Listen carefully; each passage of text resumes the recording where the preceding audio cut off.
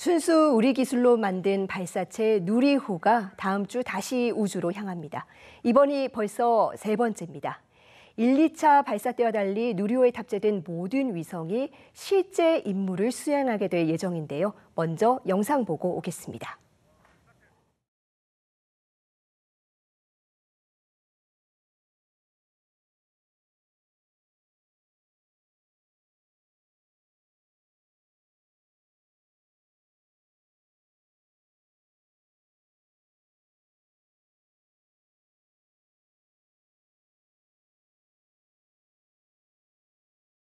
상용 발사 서비스에 가능해서 이제 한 걸음 다가간다고 생각합니다. 굉장히 중요한 계기이고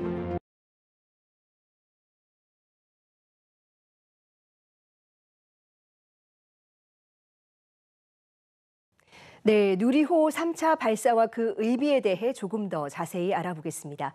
한국항공우주연구원의 이상률 원장 연결돼 있습니다. 원장님 안녕하세요. 네, 안녕하세요. 네, 누리호가 세 번째 발사를 앞두고 있습니다. 이번 발사가 지난 두 차례 발사와 어떻게 다른지 궁금한데요. 예, 지난 두 차례 발사는 아시는 것처럼 한국형 발사체 누리호의 개발 과정에 초점이 맞춰져 있습니다.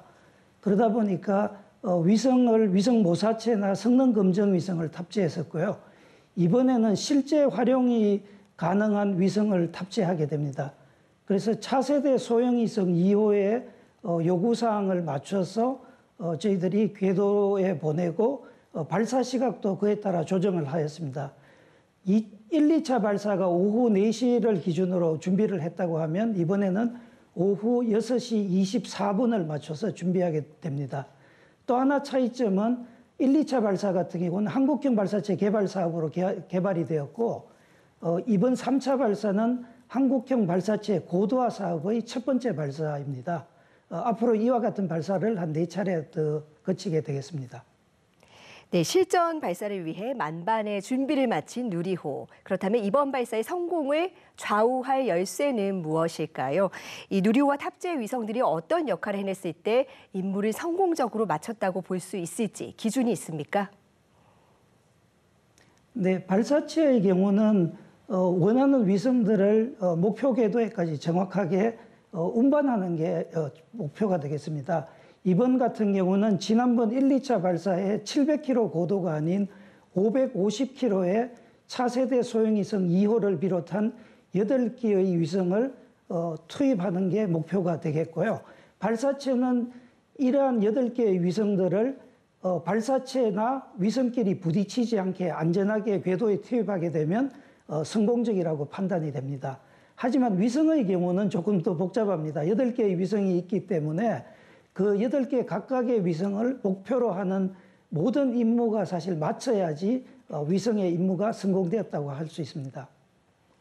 네, 이렇게 이번 발사가 성공적으로 마무리가 된다면 우리나라 우주 산업에는 어떤 영향을 미친다고 볼 수 있을까요? 일단 저희들이 누리호 성공을 통해서 우주 수송 능력을 증명한 바가 있습니다. 이번 만약에 3차 발사가 성공적으로 된다라고 하면 실전 발사에서 다시 한번 저희들 발사체의 신뢰성을 입증했기 때문에 앞으로 본격적으로 열릴 상업 운송 시대 그런 쪽에 대한 한 걸음을 더 다가간다고 말할 수 있습니다. 또한 우리나라 위성을 우리가 원하는 시간에 우리가 원하는 궤도에 언제든지 수송할 수 있다는 것을 입증하는 계기가 되겠습니다. 네, 특히 민간 기업의 참여가 눈에 띕니다. 이 한화 에어로스페이스가 체계 종합 기업으로 참여를 하고 있는데요. 어떤 이유에서 참여했는지 또 민간 참여 확대가 중요한 이유는 뭔지도 궁금합니다.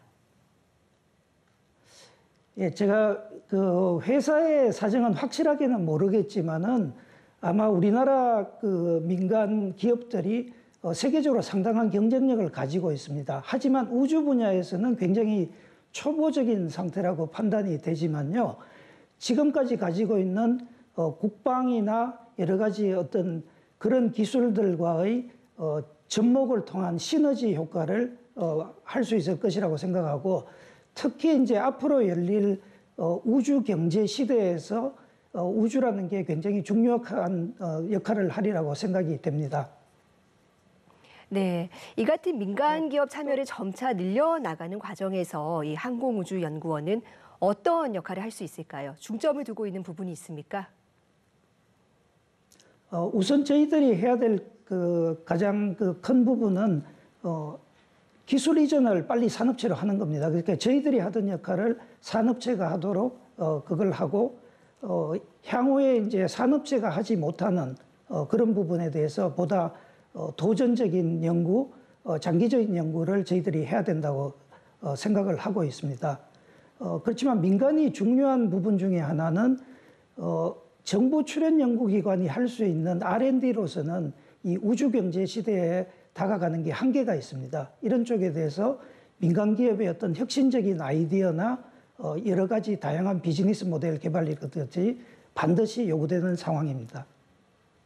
네, 우리 정부는 오는 2040년까지 세계 우주 산업에서 우리 기업의 점유율을 10%까지 끌어올리겠다고 약속했습니다. 목표 달성을 위해서는 어떤 지원이 필요할까요?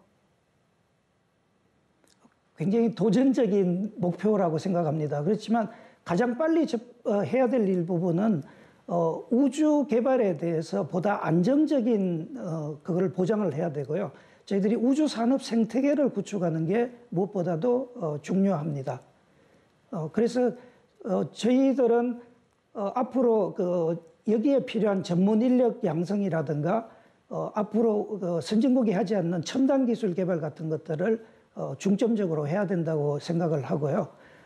정부 입장에서 이와 더불어 세제 혜택이나 정책 지원 같은 이런 부분들에 대해서는 신경을 써야 할 것 같습니다.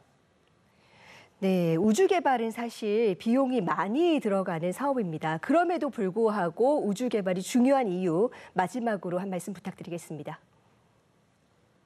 예, 우주 개발은 과거에는 국위 선양이라든가 기술 개발 영역이었지만은 지금은 국가의 어떤 생존 기술, 국가를 종합하는 기술로서 굉장히 가치를 더하고 있고요.